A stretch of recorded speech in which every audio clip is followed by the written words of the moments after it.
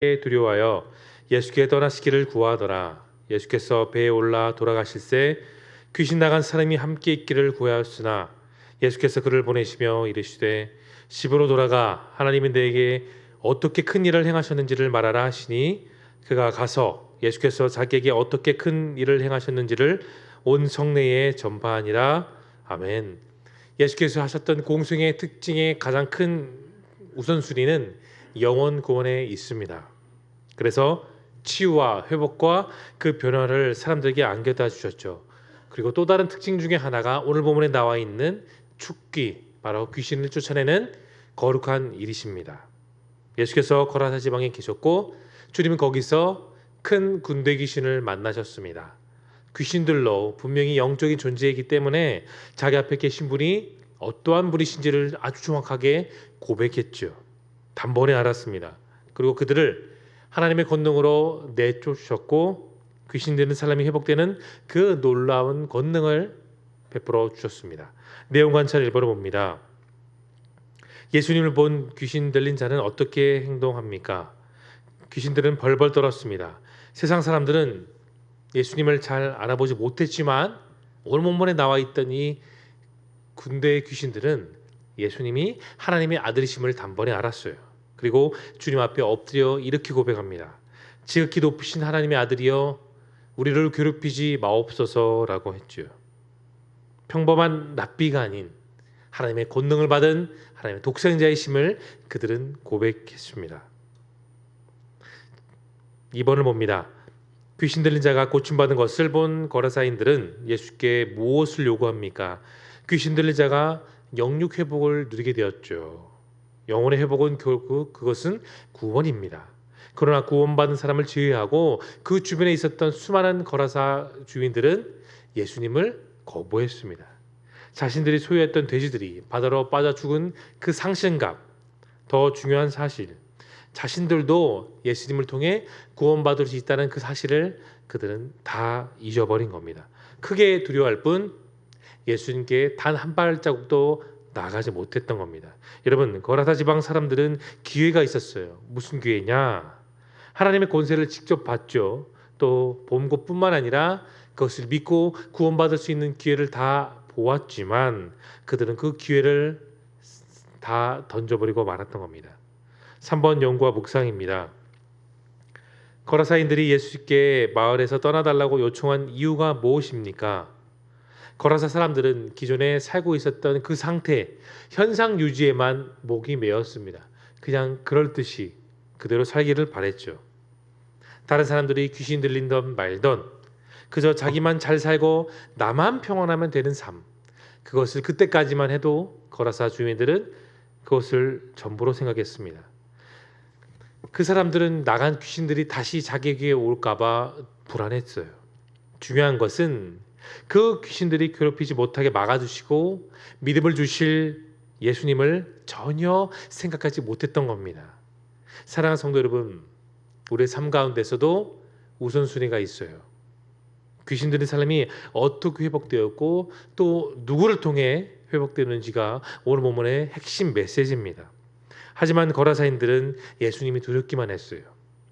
자신들을 진정으로 도와줄 분이 누구시며 그분을 왜 믿어야 되고 왜 그분을 따라 살아가야 되는지 전혀 생각하지 못했던 겁니다. 여러분, 예수님의 보호하심을 통해 우리는 살아갑니다. 그분을 의지하는 삶이 주님이 원하시는 믿음의 삶인 것이죠. 믿음이란 이런 것입니다. 하나님께서 나를 보호하시겠다고 약속하실 때 내가 그 세상에 어떤 것도 사람도 의지하지 않고 주님의 말씀이면 충분합니다. 하나님의 말씀의 능력으로 보호하실 줄 믿습니다라고 고백하는 그것이 믿음이요 신앙인 줄로 믿으시길 바랍니다. 느낀 점을 보겠습니다. 모든 문제를 해결할 수 있는 예수님보다 물질적 손해에 집착하는 거라사인을 보며 여러분 무엇을 느끼십니까? 사랑하는 성도 여러분, 조건과 환경보다 더 중요한 것은 내가 누구를 의지하느냐입니다. 아무리 좋은 조건이 있고 내가 건강하고 물질이 충분히 있다 할지라도 주님께서 나를 도와주지 않으시면 아무 소용이 없는 것입니다. 일의 성사에 있어서 가장 중요한 것은 내가 하나님을 의지하는 데 있습니다. 내가 무엇을 의지하고 사느냐에 따라 우리의 인생 방향과 결정은 완전히 달라집니다. 세상을 의지하고 사람을 의지하고 돈을 의지하는 세상 사람들은 결국은 지옥에 갈 수밖에 없습니다. 세상 사람들의 모습이 바로 오늘 본문에 등장한 거라사 주민들입니다. 그들은 자기가 소유한 돼지떼가 바다로 뛰어드는 것을 봤습니다. 그래서 상실감을 겪게 되었고 또한 가축들이 죽는 것을 보고 자기 소유가 없어지는 것을 생각했던 거죠. 그러나 여러분, 채워주시는 분은 하나님이십니다. 물질도 하나님께서, 건강도 하나님께서, 삶의 모든 영역 속에 나타나는 예측 불가능한 모든 문제들도 바로 하나님께서 해결해 주심을 믿으시기를 바랍니다. 말의 씨가 된다는 말씀처럼 사람은 반드시 그 입술의 열매를 거두게 됩니다. 그래서 거라사 주민들은 예수님을 통해 구원받지 못했습니다. 자신들을 떠나가라고 고백했지 자신을 도와달라고 말하지 않았던 거죠. 여러분, 하나님보다 더 의지하는 것이 있으십니까? 조직과 기술을 의지하지 마십시오. 전문성과 경쟁보다 하나님을 내 인생의 최고의 전략, 최고의 희망으로 믿으시기를 바랍니다. 그 무엇보다 하나님을 의지함으로 모든 것이 충분함을 오늘 주일 가운데 고백하십시오. 하나님께 문제의 크기를 말하는 것이 아니라 그 문제를 향해 하나님의 크기를 선포할 수 있기를 소망합니다. 그게 바로 믿음 있는 삶, 내 믿음을 증명하는 삶이 됩니다. 적용을 보겠습니다. 내가 내 삶 가운데 계신 예수님을 부담스럽게 여겼던 적은 여러 번 있었다면 언제입니까? 우리들은 때로는 사역의 자리, 봉사의 자리, 헌신의 자리를 때로는 부담스럽게 여깁니다. 특별히 전도축제와 같은 큰 행사 또는 다양한 큰 행사가 앞에가 놓여져 있을 때 참 마음에 심적인 부담이 있을 때도 있습니다. 내 태신자가 잘 올 수 있을까? 또 와서 잘 정착할 수 있을까? 우리는 그런 생각을 때로는 할 때가 있죠.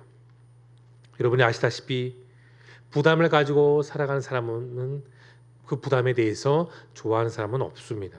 경제적인 부담이든 정신적인 부담이든 그것이 어떤 부담일지라도 부담을 가지고 살아가는 사람은 그 부담을 좋아하는 사람은 결코 없어요.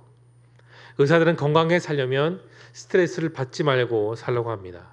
부담을 떠안지 말고 부담을 떨쳐버리고 살라고 하죠. 근데 여러분, 인생이란 부담 없이 살 수는 없는 법입니다. 크고 작은 부담은 우리가 주님의 부르심 받는 그날까지 늘 있어요.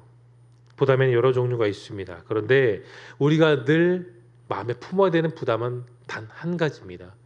거룩한 부담입니다. 느헤미야가 파괴된 예루살렘 성벽에 와서 그 성벽을 건축할 때도 그의 마음속에는 믿음, 거룩한 부담을 갖고 그는 성벽을 재건하는 일에 목숨을 걸며 믿음을 지켰던 것을 우리는 기억합니다. 에스더가 가졌던 부담도 생명이 위협받았던 부담이 있었습니다. 그러나 그는 죽으면 죽으리라는 그 믿음의 각오로 그 부담감을 떨쳐버리고 그 믿음으로 그의 삶을 증명하며 유대인들을 살릴 수 있었던 그의 여왕이 되었던 것입니다. 우리 역시 거룩한 부담을 가지고 그것을 내 삶 속에서 이루며 살아가야 됩니다. 예수님, 그분의 수많은 제자들, 믿음의 사람들이 세상을 살면서 이뤘듯이 우리 역시 그렇게 거룩한 부담을 통해 내 믿음을 담대히 지키며 살아가야 되는 것을 여러분 기억할 수 있기를 바랍니다. 마지막 결단을 봅니다. 예수님을 내 삶의 진정한 구원자와 인도자로 모시기 위해 여러분 오늘 무엇을 결단하시겠습니까? 사람마다 승리의 길, 행복의 길, 평안한 길을 찾습니다. 가능한 한 지름길, 빠른 길로 가고 싶어 하죠. 그러나 하나님은 우리가 바른 길로 가기를 소망합니다.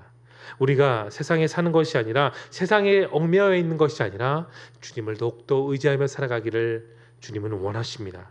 그런 삶을 살 때 우리는 진정한 나의 구원자, 나의 소망자로 주님을 고백하고 주님을 모시고 살 수가 있습니다. 비로소 내 하나님을 부담스러운 하나님이 아닌 단순히 신적인 존재가 아닌 우리가 더 나아가 아바 아버지로 우리 마음에 모시고 살 수 있는 것이죠. 여러분의 삶이 바로 그런 삶이 될 수 있기를 바랍니다. 주님 안에, 오직 주님 안에 주님을 나의 구원자로 오늘도 모시며 하나님을 따라가는 저와 여러분 모두가 될 수 있기를 예수님의 이름으로 소망합니다. 우리 다 함께